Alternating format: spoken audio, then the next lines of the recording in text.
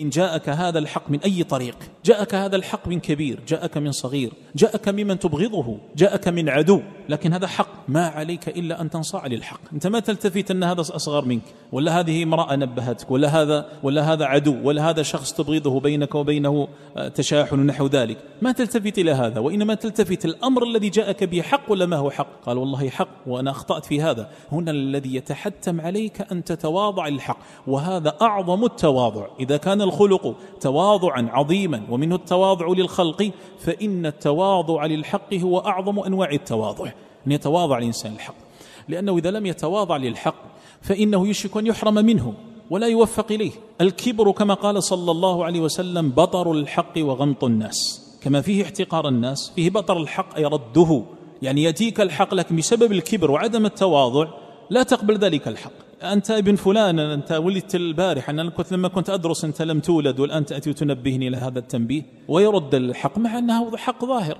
قال أخطأت وجاءك من هو أصغر منك، ولا اللي بينك وبينه شيء عدو نصح لك فرد وقال أنت أخطأت في هذا. الآن لا يجرمنكم شنآن قوم على ألا تعدلوا، ومن عظم العدل أن تعدل مع نفسك. هنا نعم بينك وبينه خصومة ولا عداوة، لكن الشيء الذي قاله الآن حق ولا ما هو حق؟ قال حق وأنا أخطأت في ذلك. ما عليك إلا أن تسارع إليه، لأنك إن لم تسارع إلى الحق أول ما يأتيك يوشك أن يحرمك الله عز وجل منه، فلا توفق إليه بعد ذلك. كما قال جل وعلا ونقلب أفئدتهم وأبصارهم كما لم يؤمنوا به أول مرة.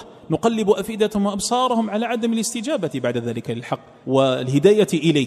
الله يضله بسبب ماذا؟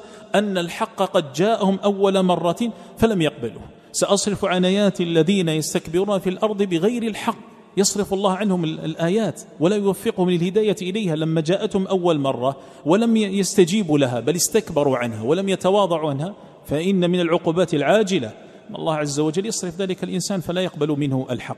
ثم أنت إذا رددت الحق حتى إن جاءك من كبير ولا من صغير، من امرأة ولا من رجل ولا ممن تبغضه ولا ممن تعاديه، جاءك الحق ورددته، وانت في الحقيقة هذا ردك على من؟ على الله جل وعلا، لأنه سبحانه وتعالى هو الحق، وهذا الذي تبين لك بأن حق هو من عنده سبحانه وتعالى. ولذلك كما نبه الإمام ابن القيم رحمه الله في كلام قال من تكبر عن انقياد للحق ولو جاءه على يد صغير أو من يبغضه أن يعاديه فإنما تكبره على الله، فإن الله هو الحق وكلامه حق ودينه حق، والحق صفته ومنه وله. فإذا رد العبد وتكبر عن قبوله فإنما رد على الله وتكبر عليه. القضية الآن والله ما هي سهلة، قضية مش قضية لما جاءك الحق من عند فلان لا تقبله فقط، لما صار القضية أنك الآن ترد على الله وتتكبر على الله. لما؟ لأن هذا الحق الذي رددته هو من عند الله عز وجل، من عند الله جل وعلا، فترد ذلك الحق.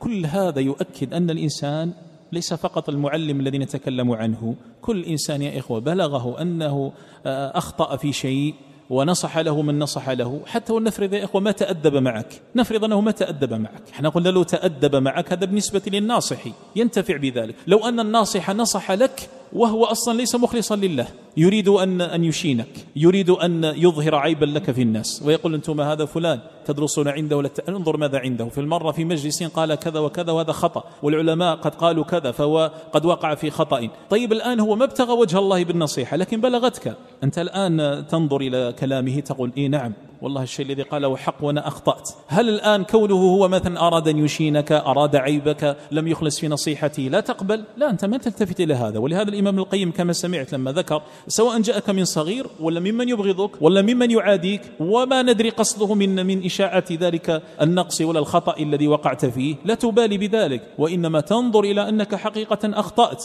فإياك أن ترد الحق الذي هو من عند الله سبحانه وتعالى، بل تسارع إلى الاستجابة وتقول أنا أخطأت وأستغفر الله وأتوب إليه.